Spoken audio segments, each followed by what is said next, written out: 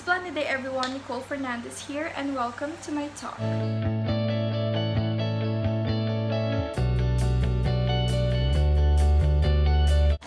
The advocacy that I would like to share with you guys is very close to my heart. It is all about bullying and the importance of knowing the bad effects of it and how you can cope up with it. Here in the Philippines, there is an act all about bullying. The Anti-Bullying Act of 2013 or the Republic Act 10627. This law requires schools to adopt an anti-bullying policy. But we all know that that is not always the case. Even though there is a school that adopts this law, there are students who still bully other people. Bullying cases here in the Philippines is indeed true and is still evident. The Department of Education gave a consolidated report on the bullying cases here in the Philippines. According to them, the bullying cases here in the Philippines has gone up to 21% and is still growing rapidly up until now. Bullying is indeed a serious case in the Philippines and there could be bad effects of it. Talking about the bad effects of bullying, one effect of it is the low self-esteem of a victim. If a person is often bullied, that person could feel that he or she is not worthy, that he or she is less than what he or she is, and that the words that a bully is showing to that person can somehow adapt it even though it's not true, causing them to have a low self-esteem on themselves. Connected with a self-esteem is another effect of it, the confidence of that person. When a bully throws hurtful words to the victim, that victim would think of those words and it would get into their head.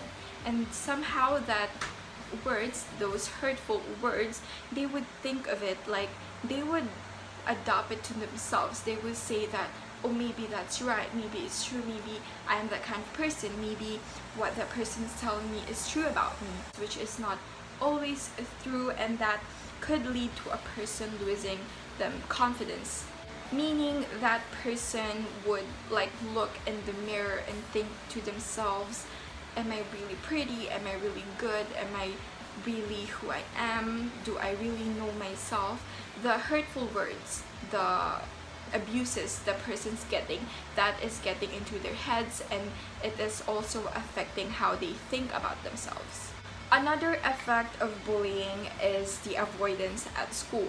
When a bully happens to be at your school, when a bully is present at your school, you would think that it's better if you don't go to school at all, because if you go to school, that bully will see you, that bully will hurt you, that bully will make you feel intimidated, and that means you will avoid school, and one thing leads to another. Avoiding school will affect your academic performance, your academic grades at school. The things I mentioned before are just the short-term effects of how bullying will affect a victim. Another serious case or another serious effect of bullying is depression and anxiety. All the hurtful words or the physical abuses, all the bad effects of it will go into a person's head, and it can also affect a person's mental health, leading them to have an anxiety and worse, depression, and of course we don't want it to lead to suicidal attempts. And it's true that bullying can lead people or the victims to hurt themselves or to harm themselves.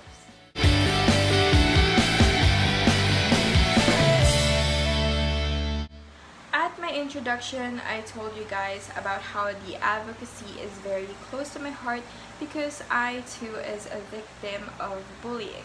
When I was in junior high, I joined this pageant and I met a lot of people, and those people are like the popular people at school, so people started throwing shade at me, telling me that I am pa-famous or bida-bida, as what the kids are talking about these days. They told me that I was a flirt because I was friends with their crushes at school. I was also told that I am not really doing anything, that I'm just a pretty face, that I can't do anything else other than my face. And probably the worst, and of course high school there are a lot of rumors and lies. Probably the worst rumor that I heard about myself is that I was gang bang. Yes, I had a rumor about that. The moment I heard about the rumor, I just laughed, a fake laugh at him, and then I just told him to, oh no, it's okay, don't worry about it, I'm not affected.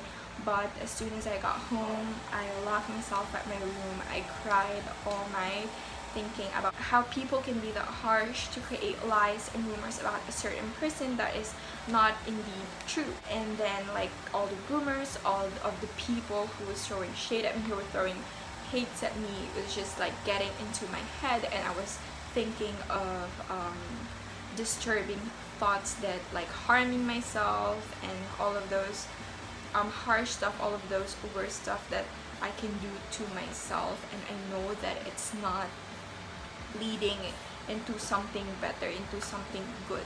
With that being said, bullying is a serious case and can have bad effects to a certain person, to the victim, and it can lead to worst case scenarios, and it's important that we look onto this and we give serious thoughts about this.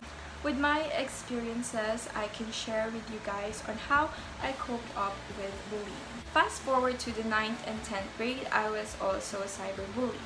I became the top of our class, and people started to create dummy accounts or accounts that do not show their true identity. They started to comment on my status, on my posts, on my pictures, telling me that I do not deserve the title, that I was just sip to my teachers, and that other people deserve to have what I had. Again, I was affected, and there was a moment that I was also starting to question myself whether I really deserve it, because their words were really getting into me and I was being really affected by them.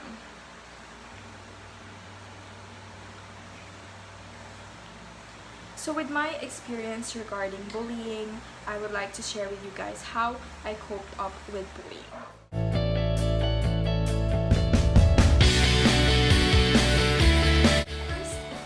That you should remember and that you should know is that you are not alone, and that you should seek help, because that's what I did at first.